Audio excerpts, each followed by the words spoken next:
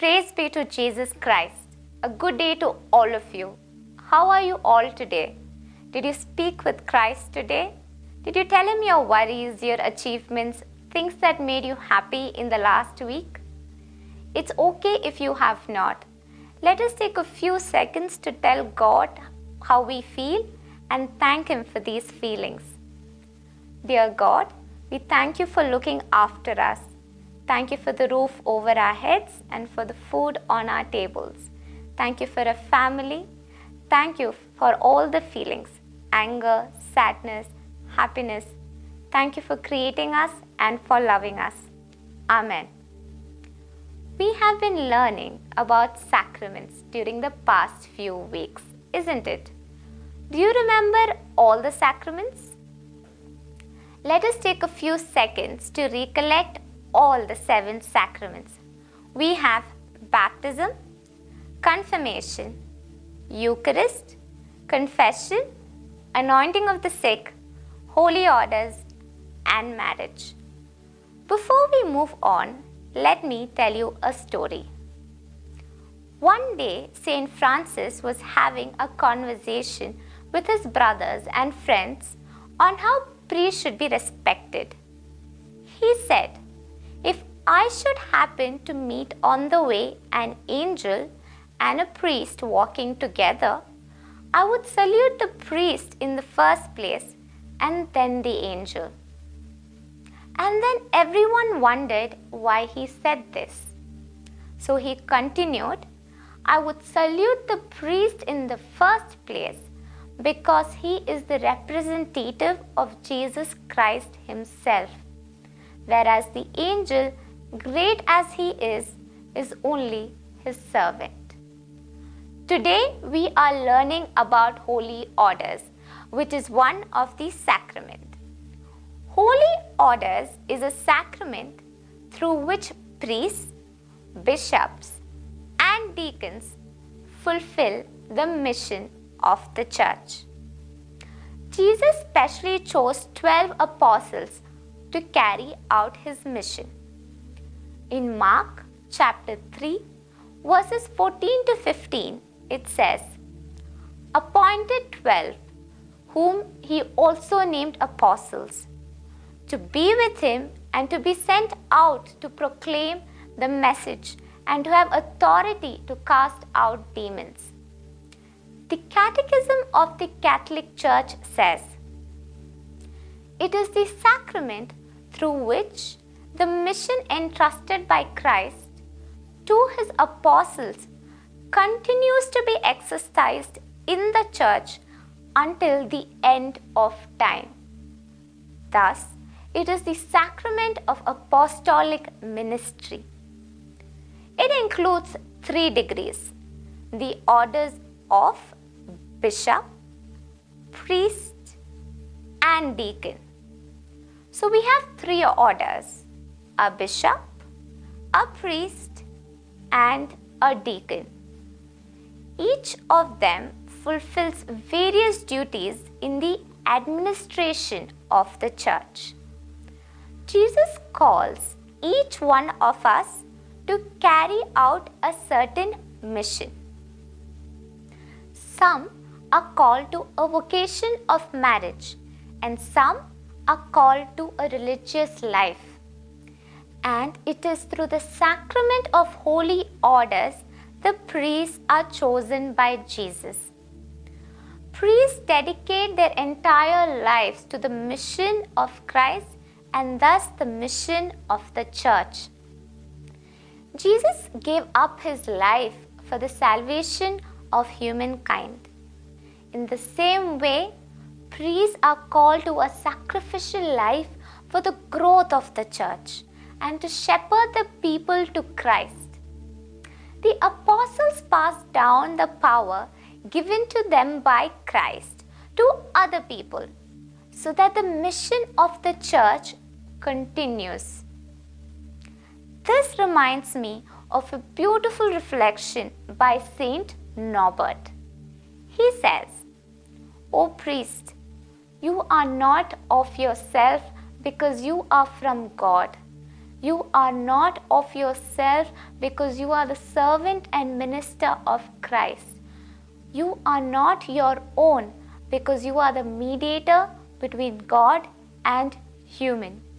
You are not yourself because you are the spouse of the church. You are not from yourself because you are nothing. What then are you? Nothing and everything. This reflection captures the lives of priests perfectly. Priests are servants of Christ. He is at the same time a minister of Christ. He is called to serve and lead the people of God. They have to leave everything behind, their families, all worldly possessions, and be born again in Christ. Do you know what the word priest means? It means placed before. They are specially placed before God, offering to God their lives to lead humankind to salvation. A priest leads, guides, supports, and encourages us to be like Christ. We all have priests and nuns in our lives whom we turn to for help, to clear doubts, or to just know a little more about Christ. Not all priests are the same. Some priests are called to take care and shepherd a parish. Some are called to spread the word of God, and some to reflect on the good news and share that wisdom. We have priests like Pope Benedict, who has dedicated his entire life in gathering and sharing the wisdom of the church. We have priests like Saint Francis or even Pope Francis, who spreads the love of the church to the ends of the world. We also have priests like Father Stan Swami, who spent his entire life fighting for the truth. Just like how each one of us are called to do different jobs, priests are also called to serve different missions. Jesus says in St. John chapter 6 verse 27, "Do not work for food that perishes, but for the food that endures for eternal life." Priests are called to work for food that endures. They proclaim the good news so that we may attain eternal life. Just like how each one of us are unique and how no one can replace us or our duties that Jesus has instructed us to do, in the same way, a priest is unique and his mission cannot be replaced.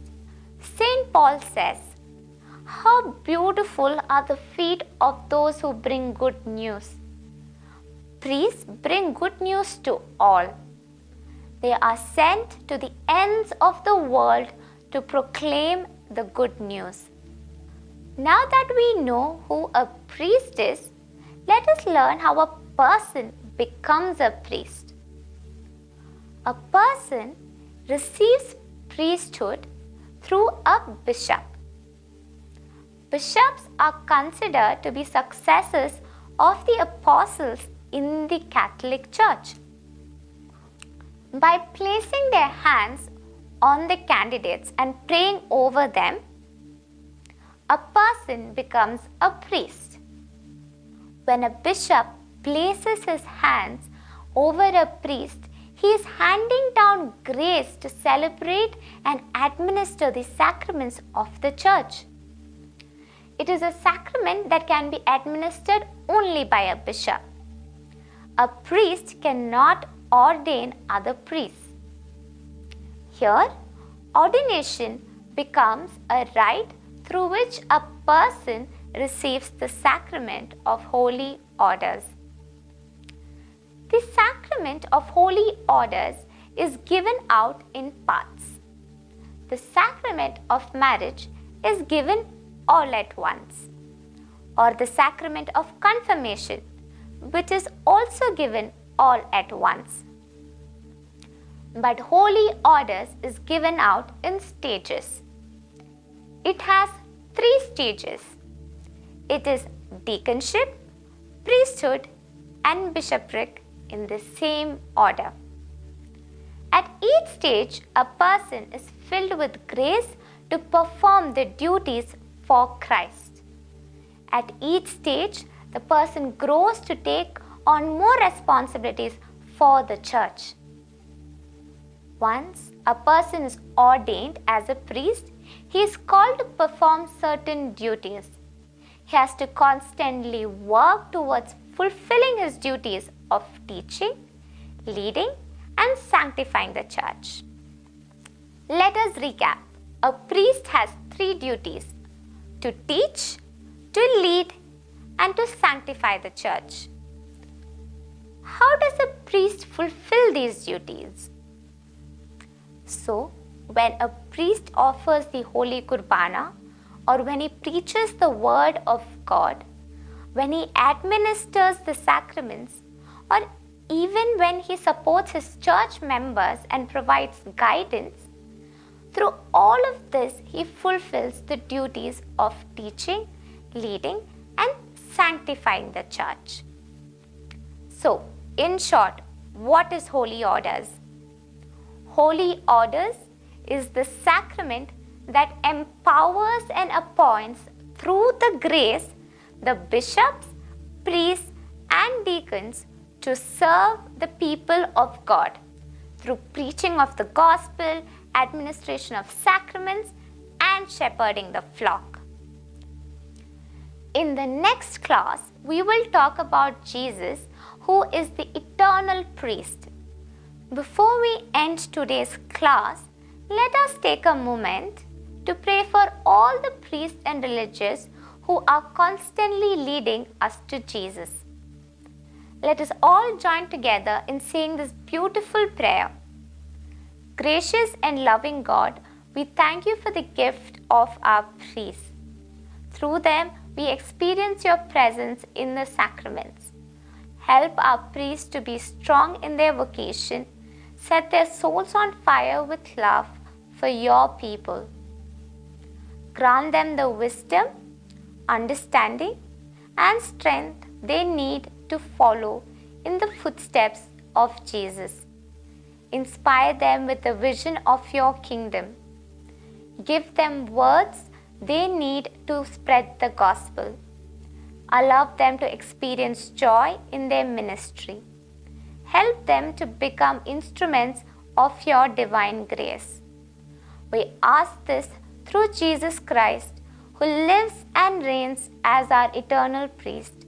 Amen. Thank you and God bless.